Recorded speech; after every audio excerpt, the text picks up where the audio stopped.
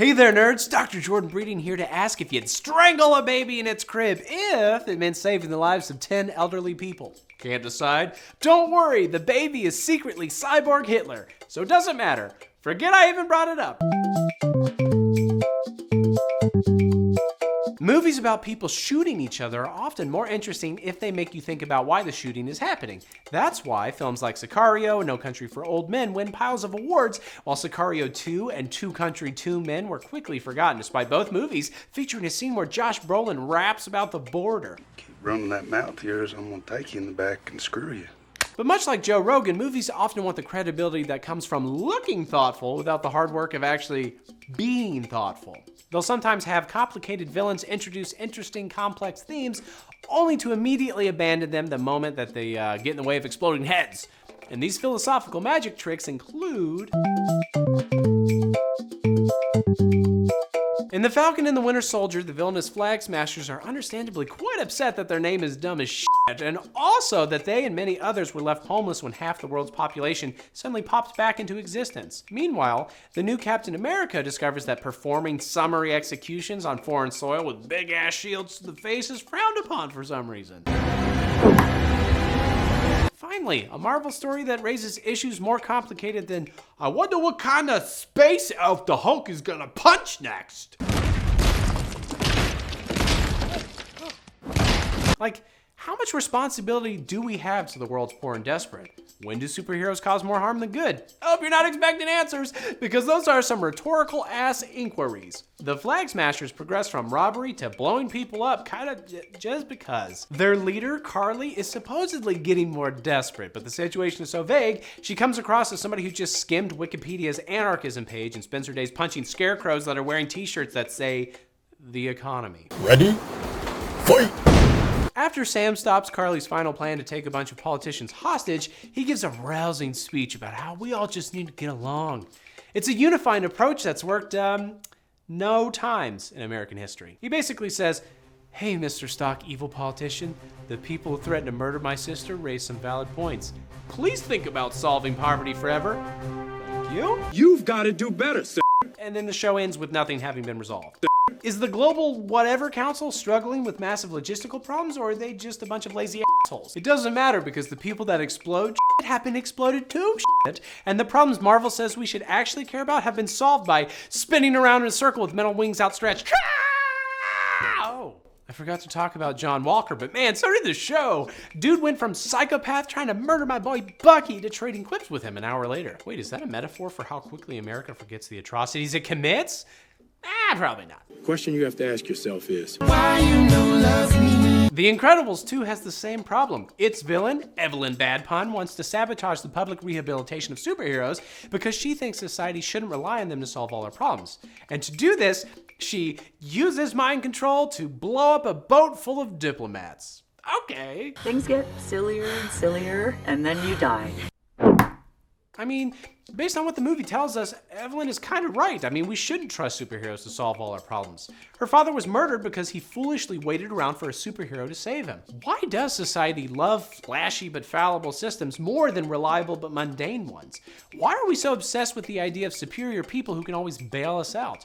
I don't know, because Evelyn attempts a mass murder in lieu of just posting a bunch of insightful TikToks. Hypoxia. When you don't have enough oxygen, things seem really silly. And yeah, I get it. We can't make a fun drama out of Carly running a food bank or Evelyn writing a stern op-ed in the New York Times, but the message accidentally ends up being, you'd better be happy with painfully slow incremental improvements, because people who are real uppity about wanting to improve society are all crazy murderers.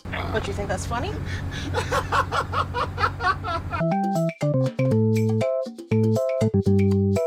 Gene Roddenberry's Jurassic World Fallen Kingdom opens with news that the dinosaurs of Jurassic World are about to get volcanoed into re-extinction. Why Jurassic World was built at the base of an active volcano is never explained, but while the government is willing to let the dinosaurs die, our heroes want to save them. But look out, because the villains want to also save them. but then sell them. It's basically the exact plot of Tiger King. Guess what, motherfucker? The movie hints at big problems. I mean, what are the consequences of playing God? How much responsibility should humanity hold for our misguided creations? But we never find out, nor do we even keep asking, because the heroes want to open a dino sanctuary, a dino park, if you will, a park for animals living in the Jurassic period and such. We'll think of a name. But the villains want to use the prehistoric killing machines to guard warehouses full of iPhones. Clearly, that's the real issue here. Motherfucker. By sidestepping those bigger questions, the movie is just 2 hours of Chris Pratt screaming, "Me and my best friend, a raptor genetically engineered to obey my every command, think we shouldn't tamper with Mother Nature." Guess what, motherfucker? Spitting in the face of God is fine as long as you don't monetize it, which is ironic when you're making the 5th movie in a franchise that's constantly resurrecting the sad, tired corpse of the first movie for more money, which is also probably spitting in the face of God because he loves the first movie. He's always been very proud of creating Jeff Goldblum.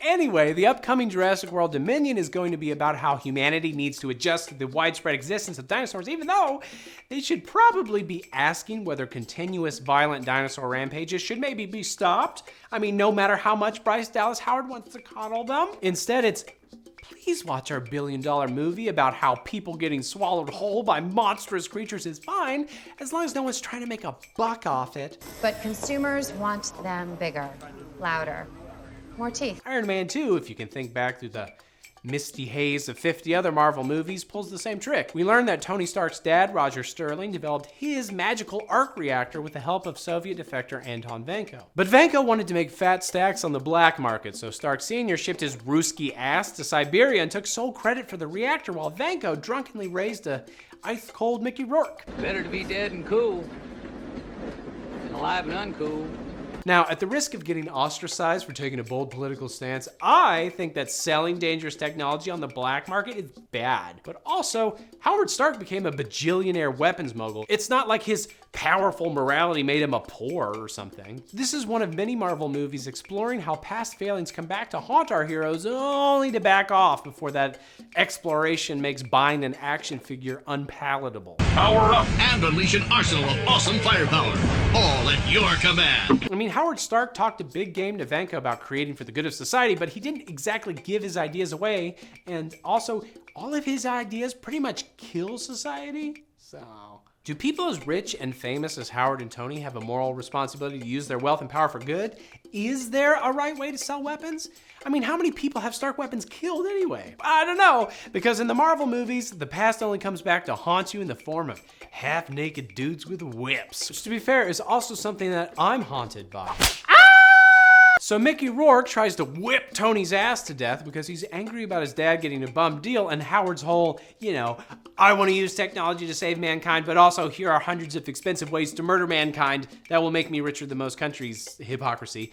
That all gets shoved under the cashmere rug. I mean, hell, Rourke even gets help from an evil weapons conglomerate as opposed to all those super friendly ones, just so you don't have to feel too bad about rooting for Tony. And so what starts as an interesting moral dilemma becomes, yeah, cashing in on mass death is fine, but don't be a dick about it. Were you talking to the right guy? Deadpool, the beloved X-Men Origins character, got a pretty silly movie of his own, but Deadpool 2 attempted a more serious story in between all the beheadings and child parts.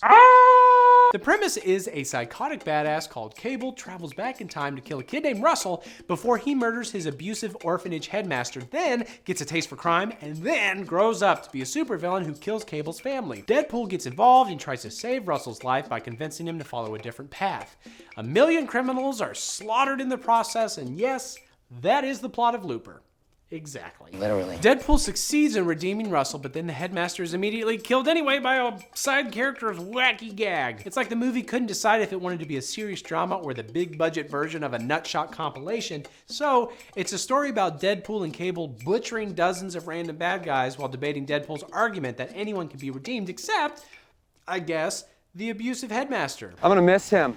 He seemed great. And the countless people that they murder. I want some more.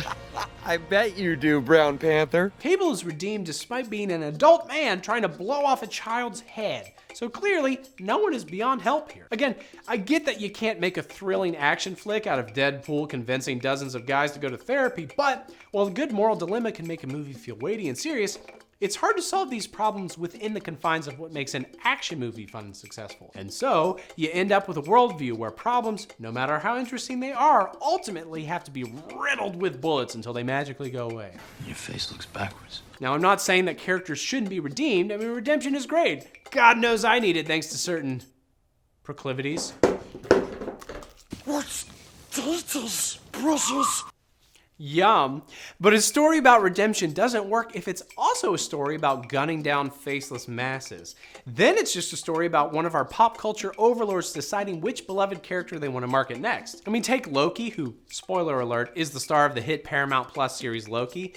Loki involves both time travel shenanigans and oodles of plot twists. So this is gonna get a little complicated, but I know you dweebs can handle it. Ready? Okay, here we go. Tom Hiddleston's Loki is arrested by the TVA, an army of magical time cops who intend to execute him, but Owen Wilson, who plays Owen Wilson, if Owen Wilson was a magical time cop, recruits Loki to stop a different Loki named Sylvie, who's been brutally murdering time cops like time cop murder is going out of style, but it turns out that the time cops have been kidnapped and brainwashed by the boss time cop, who is evil with the help of a less evil mini-boss time cop, and so Owen Wilson rebels to help the Loki named Loki and the Loki named Sylvie, and as part of their attempt to stop the evil head of the time cops from brainwashing people and ruining lives, they kill some grunt time cops who were brainwashed and had their lives ruined. You are alone. And you always will be. So what's weird is the TVA is initially presented as good and Sylvie bad, so there are creepy scenes of Sylvie setting time cops on fire and torturing them and otherwise taking a little bit too much pleasure in dispatching them. But then the show wants you to sympathize with Sylvie because the TVA treated her like crap, but we shouldn't be mad at Owen Wilson because the TVA stole his life and screwed him over too, except all the people that Sylvie brutally executed were just as kidnapped and brainwashed. We're just not supposed to care about them because they don't have Owen Wilson's folksy charm or crooked ass nose. Wow. Remember, the Loki in Loki is the same Loki who sent an alien horde to blow up New York City, presumably killing thousands of people, and yet Loki's redemption story in Loki is only about how he learns to be less of a lying dick to other MCU protagonists. That's a good lesson to learn, I suppose, but there's a reason that Marvel made a show about Loki and not, say, Malekith. Loki is a fun character, and you don't even remember which movie Malekith was the villain in.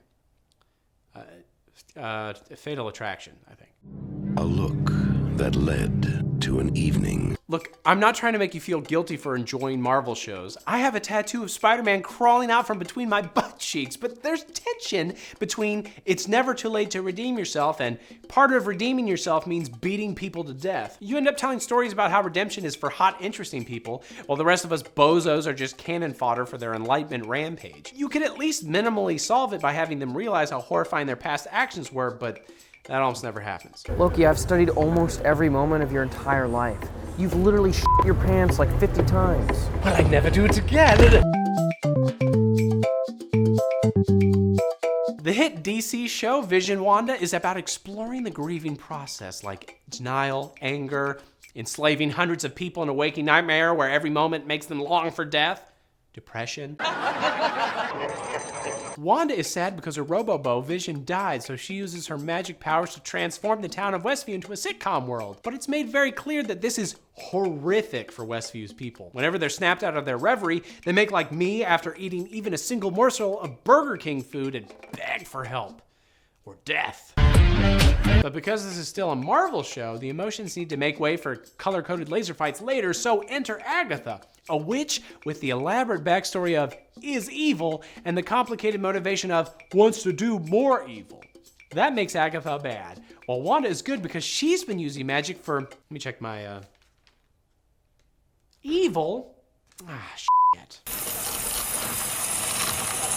Yeah. Well, anyway, Agatha cracks a lot of jokes, but as an actual character, she's basically just a post-it note labeled villain. So Wanda must use her very best special effects budget to defeat her. The whole cruel mass enslavement thing gets pretty much dropped. It's like if you got caught having an affair and halfway through the ensuing argument, a serial killer bursts into the room, and then after defeating the killer, you're all like, what affair? I never had an affair.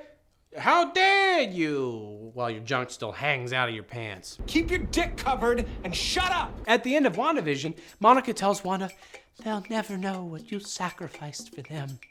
They, in this context, being the horrifically traumatized denizens of Westview, which, I'm sorry, but friggin' what? I mean, yeah, Wanda eventually decided to let her husband stay dead so an entire population of a town would stop being tortured after months, which is the barest ass minimum. And yes, she did help stop Thanos, which is nice, but doing one good thing doesn't mean you get a free pass for one free crime against humanity. Soldiers returning home from World War II weren't given get out of murder coupons as thanks for their hard work. Fuck off, Hitler. I get that Wanda is a morally complicated hero, and I'm not asking for a universe where all of our superheroes are so flawless they're boring, but if that morally complicated hero doesn't actually engage with their moral complexity, they're just a jerk. So if you listen carefully at the end of the series, when Wanda flies away from the problem she created, you can hear Marvel begging viewers to forget about Westview, move on to the next adventure. After all, what is callously ignoring the feelings and opinions of ordinary people, if not the MCU enduring?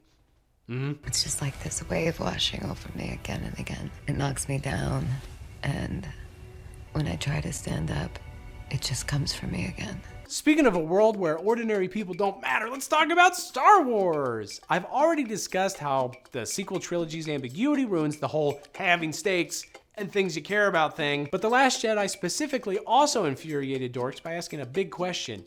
Is there really that much of a difference between the Jedi and the Sith, considering they've forever locked themselves in a forever war? But it's still a valid question. I mean, Kylo Ren has some vague plan to break the cycle, and Benicio del Toro pops up to point out that the moral high ground is always a little slippery when you're, buying equipment to blow away indoctrinated child soldiers by the thousands. So how do you stay moral during war? How can the Star Wars universe free itself from an endless conflict where entire planets keep getting blown to smithereens whenever the select few people that matter get grumpy again? Those are big questions for a franchise designed to sell action figures, and so, oh shit! The evil Emperor is back and it's brought evil friends! Quick, shoot now and ask questions never. Oh, they fly now! They fly now! They fly now! The moment the text starts scrolling in episode 9, you can tell Disney realized they didn't really want you to think about why the laser fights happen. And that's fine. I mean, pulpy entertainment has its place, but for God's sake, stop trying to have it both ways. Otherwise, we end up with Bill Burr on The Mandalorian delivering a moving speech on the horrors that war inflicts on everyday people. That's immediately followed by him blasting a bunch of dudes on their lunch break. All right, I'm gonna stop here before somebody brings up that time I failed to address that camera guy who used to work here. Goodbye, old friend.